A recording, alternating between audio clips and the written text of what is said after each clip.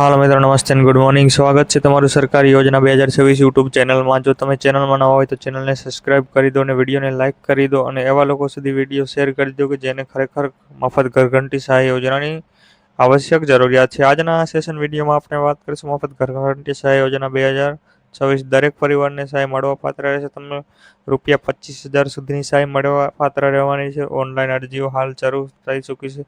જરૂરી ડોક્યુમેન્ટ, સરળ અરજી પ્રક્રિયા, પાત્રતા શું રાખેલ છે, અરજી કરવાની તારીખ, સંપૂર્ણ માહિતી એક જ વિડીયોમાં મેળવેલી છે. તો તમે વિડીયોમાં બન્યા રહો અંત તક. હા દોસ્તો, સરકારી યોજના 2026 યુટ્યુબ ચેનલને તમે સબસ્ક્રાઇબ અવશ્ય કરી દો.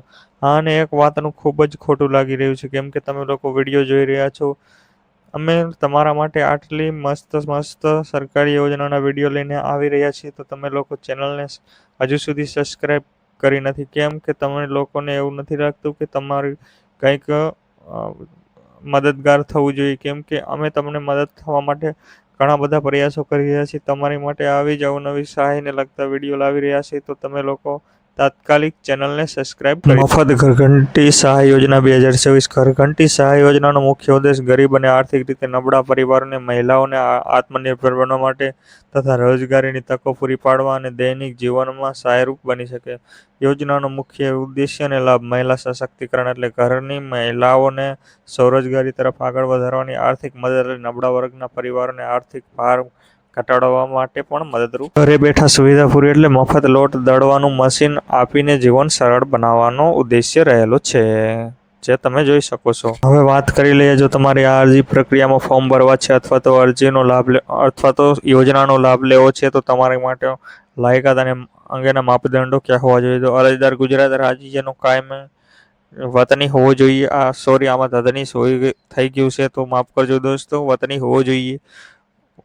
અરજદારની વય મર્યાદા 16 થી લઈને 60 વર્ષ સુધી હોવી જોઈએ, પણ તેમાં તમારી જો ઉંમર 18 થી લઈને 60 વર્ષની વચ્ચે હોય તો તેમાં વધારે સારો મળવાપાત્ર રહેશે. ગ્રામ્ય વિસ્તારમાં રહેતા હોય તો 1,20,000 સુધીની આવક મર્યાદા હોવી જોઈએ, અને જો શહેરી વિસ્તારમાં રહેતા હોય તો 1,50,000 સુધી. જો અરજી કરનાર ઉમેદવાર અરજદાર મહિલા છે અથવા તો દિવ્યાંગ છે કે પછી PWPT અથવા તો SC કે ST માંથી આવે છે, તો તેને પહેલા પ્રાધાન્ય એટલે કે પહેલું મહત્વ તેમને આપવામાં આવશે અને તેને સહાય જલ્દી મળવાપાત્ર રહેશે.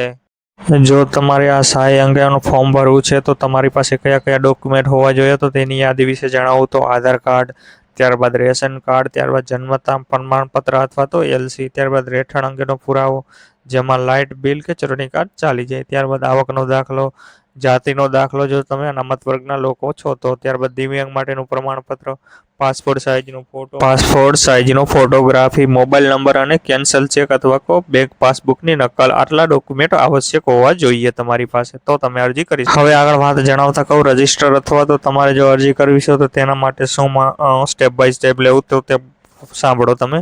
પહેલાં તો તમારે ગૂગલ પર જઈને www.kutir.gujarat.gov પર જઈને લોગિન કરી લેવાનું રહેશે. ત્યારબાદ યોજના વિશેની પસંદગી કરી લેવાનું, ત્યારબાદ સબમિટ કરી લેવાનું, ત્યારબાદ જરૂરી વિગતો ભરીને ત્યારબાદ ડોક્યુમેન્ટ અપલોડ કરી લેવાના અને ફોર્મની પ્રિન્ટ કાઢીને તમારી પાસે રાખી લેવાની.